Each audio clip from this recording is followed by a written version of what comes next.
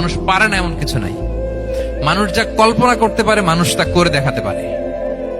এজন্য আমাদের কল্পনার জানালাটাকে বড় করতে হবে। আই রিপিট, মানুষ যা কল্পনা করতে পারে, ইমাজিন করতে পারে, সেটা মানুষ করে দেখাতে পারে। ওই ক্যাপাসিটি দিয়ে আল্লাহ তাআলা মানুষকে তৈরি করেছেন। সুবহানাল্লাহ, সুবহানাল্লাহ। লাকাদ খালাকনাল ইনসানা ফি আহসানি তাকওয়িম। এই ব্রেনকে খাটিয়ে মানুষের কত ইনভেনশন, কত ডিসকভারি, মানুষ সভ্যতার পর সভ্যতা নির্মাণ করেছে। চোখ ধাঁধানো মানুষের আবিষ্কার তাক লাগিয়ে দিয়েছে গোটা বিশ্বে, একটার পর একটা করে। আল্লাহ এমন ভাবে মানুষকে তিনি তৈরি করেছেন। লাকাদ খালাকনাল ইনসানা ফি আহসানি তাকওয়িম। চমৎকার অবয়বে, তার দৈহিক অবয়ব যেমনি সুন্দর, তার বুদ্ধিগত, তার চিন্তাগত, তার ইন্টেলেক্ট, এটাও তেমন সুন্দর, এটাও তেমন চমৎকার।